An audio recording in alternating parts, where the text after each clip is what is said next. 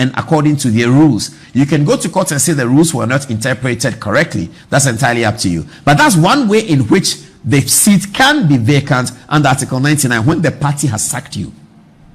The other one is when you seek to leave the party and then you want to join another party in the same parliament. That's what the law says. You are leaving the NDC. You want to join the MPP in the 8th parliament.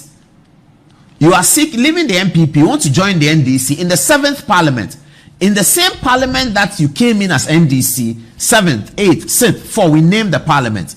In that same parliament, you want to change to another party and remain in the same parliament. That one is what the constitution says that you cannot do that. If you do that, your seat is automatically vacant.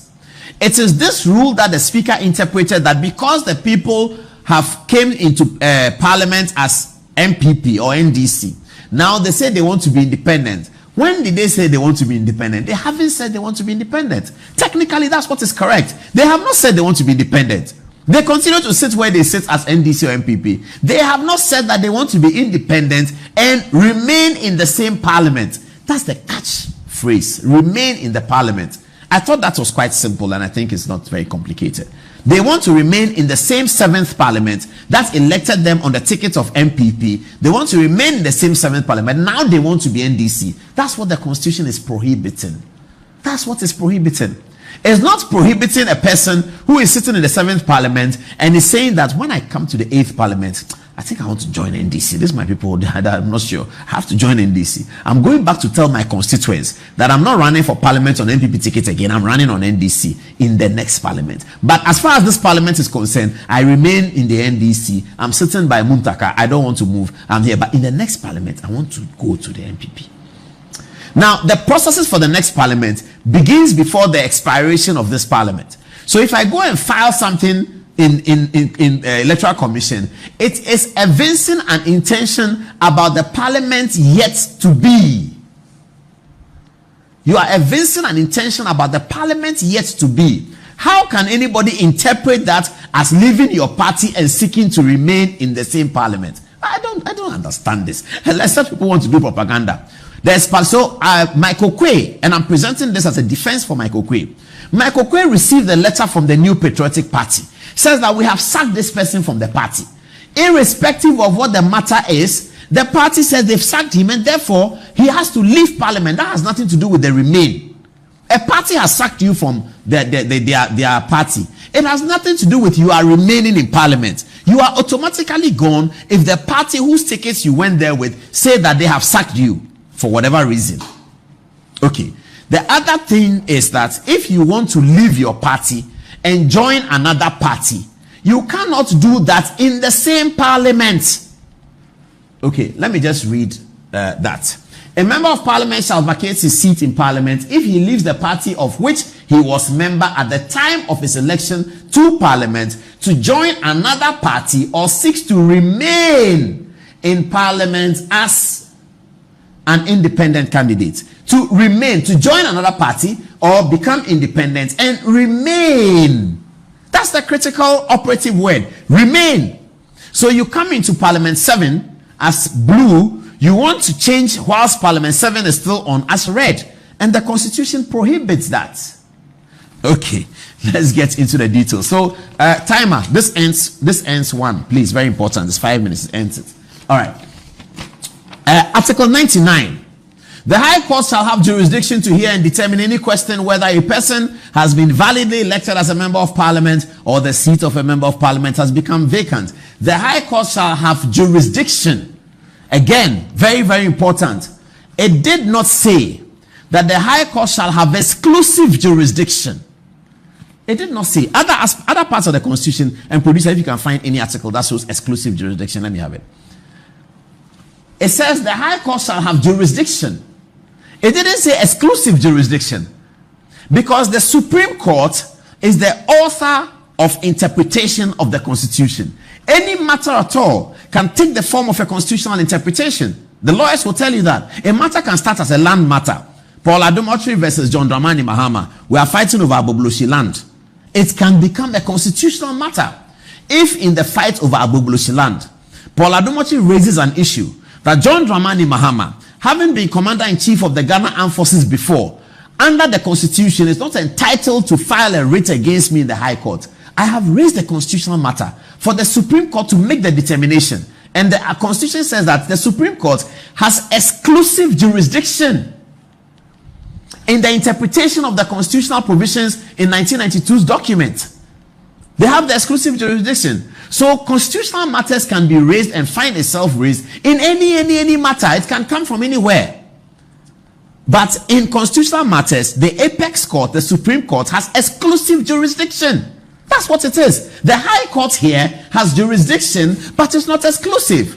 So the conversation I was telling you about today, apparently when the judges went into the court, they went into conclave to make a decision, to share their decision. So they were arguing. I won't tell you who, because if I say that, you sort of get it. I mean, I won't even tell you the agenda. If I say it, you get it.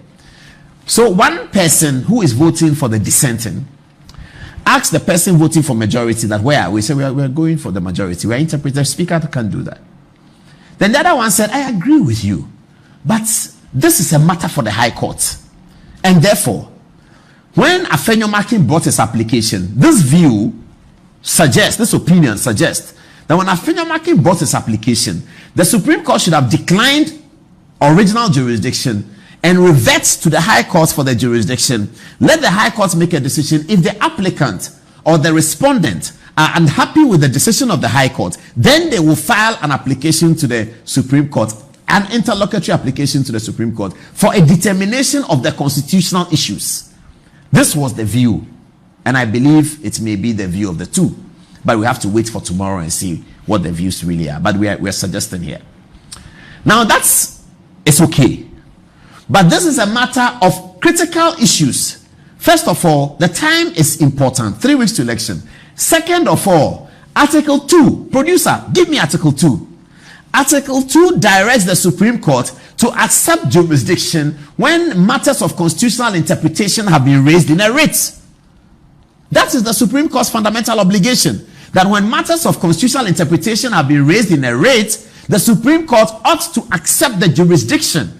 Here it is. Original jurisdiction of the Supreme Court. 1. Subject to the jurisdiction of the High Court in the enforcement of the fundamental human rights and freedoms provided for in Article 33 of this Constitution, the Supreme Court shall have exclusive, original jurisdiction in all matters relating to the enforcement or interpretation of this Constitution, and all matters arising as to whether an enactment was made in excess of the powers conferred on Parliament or on any other authority in person by law or under the Constitution. Why did the framers of the Constitution put Parliament's name here?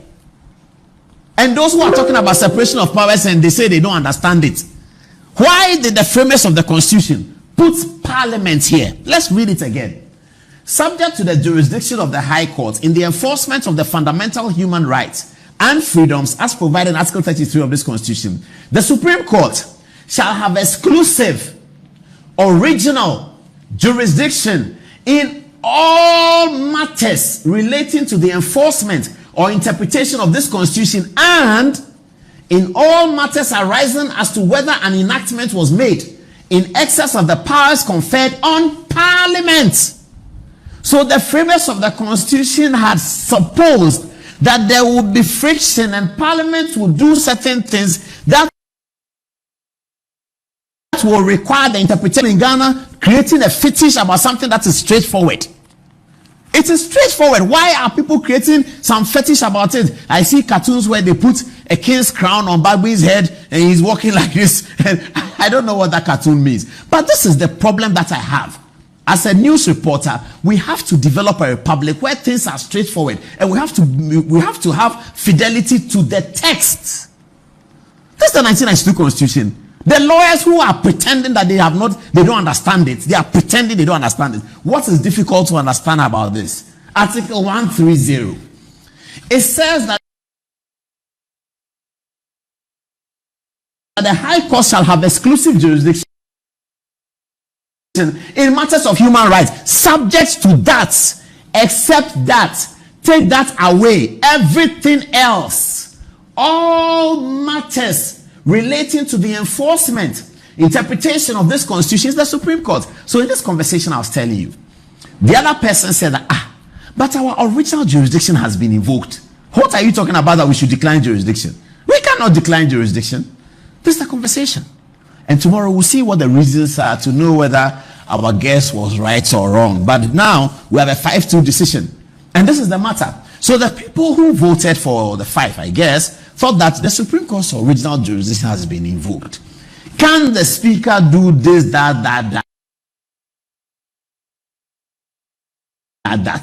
The answer is no. God has the power to do that. Why must the High Court tell us? What's the point? I don't get it. Article 130, all of you young students, read it. Take your constitution. Those who have the miniature yellow one, take it. Look at Article 130. It's there. It is entitled the original jurisdiction of the Supreme Court. That's the title, original jurisdiction. It shall have the original jurisdiction in all matters. So how can any Supreme Court judge decline jurisdiction when the original jurisdiction of the court has been invoked under Article 2? I don't get it. Justice Pegan used to talk about this all the time. He was a personal friend of mine. I used to go to his house at Ridge. I think he's still alive. He doesn't live there anymore. But at Ridge, the passport officer, I'll go to Pegan. I'll leave Makola Drive to Pegan's house, climb upstairs, sit with him till when I don't have good evening. And I sit with him throughout the night. And I've been talking. Justice Pegan, at that time, he was past 80. He was talking to me about law. And one of his passions was the original jurisdiction of the Supreme Court, that when it is invoked, the Supreme Court must deal with it. A person who alleges that an enactment or anything done contained or done under the authority of that or any other enactment or any act or omission of any person is inconsistent with or is in contravention of a provision of this constitution may bring an action in the Supreme Court for a declaration to that effect. Article 1B. If a person feels that anybody has done anything in contravention of, in excess of his power, etc., etc., that person can bring an action to the Supreme Court for a declaration to that effect. How can the Supreme Court, when this jurisdiction is invoked, then say that I don't have jurisdiction, it should revert to the High Court? The only matter under the Constitution where the Supreme Court will have to revert to the High Court clearly is provided for in Article 131, says subject to the jurisdiction of the High Court in the ensuing of fundamental human rights. Article 33, the Constitution requires me to go to the High Court. There, the High Court has been given a sort of exclusive jurisdiction. Any other matter, it says that all matters relating to the enforcement and interpretation of the Constitution, including the powers conferred on Parliament. Separation of Powers. It was a book written by Montesquieu, 1778. It's called Esprit le Loi. And in Separation of Powers, Montesquieu is not talking about he's not talking about separation of powers so that the powers don't talk to each other. I mean, once you read Separation of Powers, you will come to the conclusion that there's no separation of powers. Political scientists, do you agree with me? Once you read a theory of separation of powers, you will actually come to the conclusion that there's no separation of powers. Because Montesquieu then whines in his theory and comes back to say that he is not suggesting that there should be there's a word he uses, watertight separation. That's the expression Montesquieu uses. That he's not talking about a watertight separation. He is talking about a way in which they can collaborate. And he cites the American Constitution as one of the best ways in which you have separation of powers, checks and balances. He talks about the separation of powers under the American Constitution, implemented in how the parliament votes at a different time from the president. Americans elect their parliament at a different time from the president. So, however, that during the time of the presidential election, 1/3 of Senate is up for election. So Montesquieu then comes back and says that yes, they don't even vote the same time. But you see, when they are voting the president, they vote some of the MPs. And that the president is the executive, the judiciary is the judiciary, but the president will nominate the Supreme Court judges. After he has nominated them, the Supreme Court judges will have to go to Parliament. So the Supreme Court judges in America, they are nominated by the executive, they go to Parliament for the authority, and they come and sit as a third arm of government. So Montesquieu then comes with all of these analyses that suggest that once he says separation of powers, there's actually no separation. May he rest in peace. It's called Baron de Montesquieu. Baron de Montesquieu. we took it as nicknames for many people when we read the theory. He's a very, very brilliant guy. And you are 21 years old, you read Esprit Le Loi, you feel like you're top of the world. I mean, you feel like you're going to be some great legislator, or you're going to be some great politician, because you read it and you see that you have learned something. Brim, 2021 to 2024, did not vacate his seat when he ran as an independent for the 2024 election. Now, Kwaku Azar has to tell us that the speaker's decision is wrong, and that there has been many a precedent in parliament where the people have indicated in the next parliament, in the parliament to be, that they will not be the same place they were in the parliament that now is, and they didn't leave the parliament. So he lists all of these. William Akoto is one. Joe Wise, he says, my friend and V-mate, but Kwaku Azar is younger than Joe Wise by far. I don't know how he's his mate, but anyway, he didn't say his mate, his friend and V-mate. Independent in 2008, did not vacate his seat, even though he caucused with the MPP and ran as an MPP candidate in 2012. You remember in 2008, Joe Wise, who is currently the first deputy speaker, and which is a great example. Joe Wise is in the chair as first deputy speaker. Has the parliament forgotten? Alban Bagbin, the right honorable speaker, was in parliament when this Joe Wise thing happened. Has he forgotten? Joe Wise in 2008 was unhappy that he did not win the primaries in one of the Ashanti region constituencies. He decided to run as independent. He won. He came to parliament as an independent candidate, sat with the MPP. Then before the end of the 2008 parliament, he filed as an MPP member for the 2012 election. There was no problem with it. Was in the chamber at the time. I've looked at. Anyway, and then he talks about another one. Who is he talking about?